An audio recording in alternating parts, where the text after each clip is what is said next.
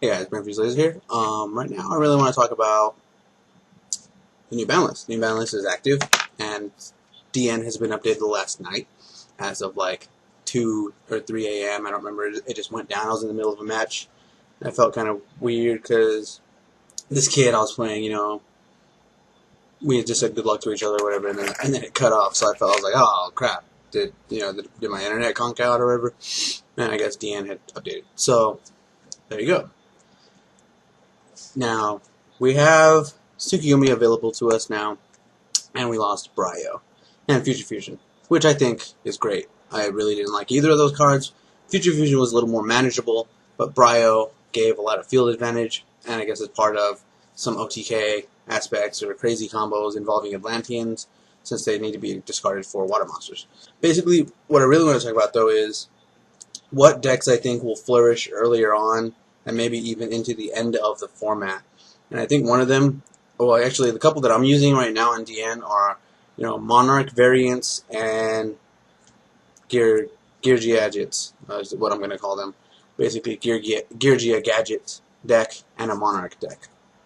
And they're both, well, let's just look at it. Let's break down both the decks individually. Monarchs are Monarchs. Monarchs, stall, give you field presence, and then take away your opponent's field presence or backfield presence via the Monarchs. In my Monarch build, I'm only running Caius and Ryza, which I think are the best two. They both get around destroy effects.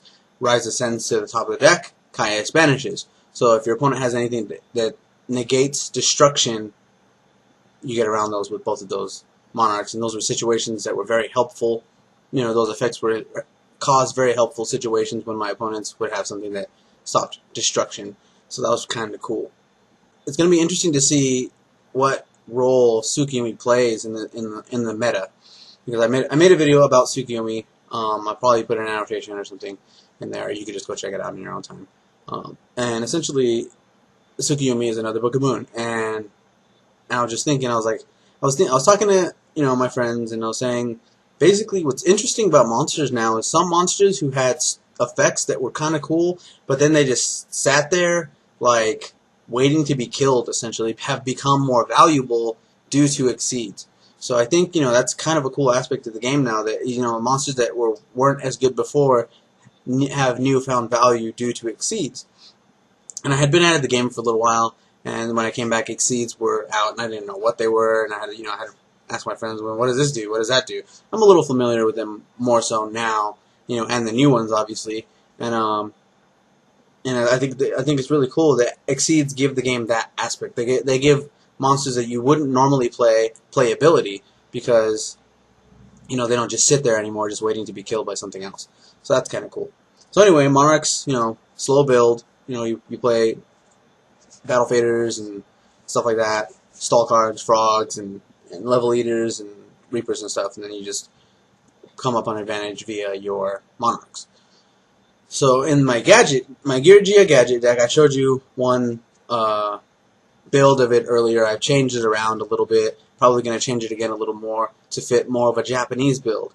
Now, I normally don't like to net deck, and I probably will do some changing to it, but I think that gadgets right now are going to be very strong.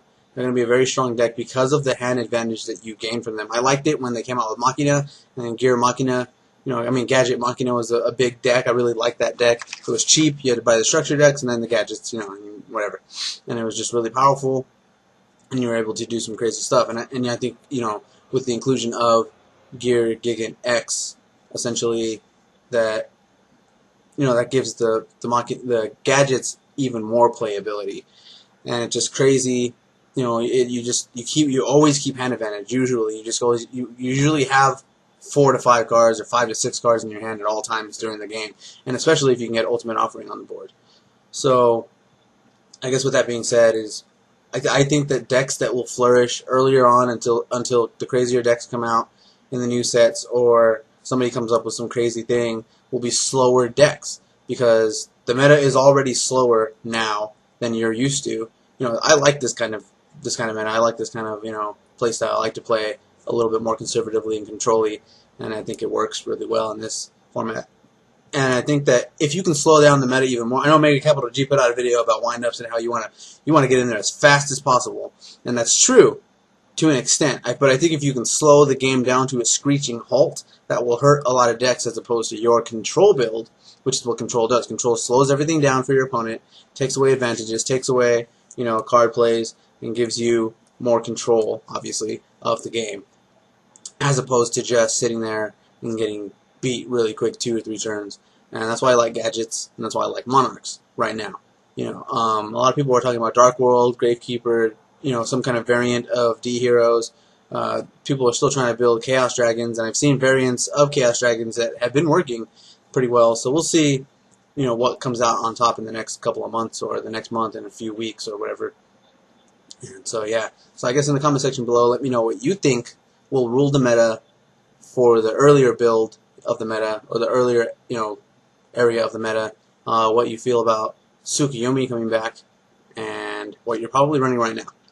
And as always, you can subscribe here on YouTube to see when I put out new videos. And thanks for watching.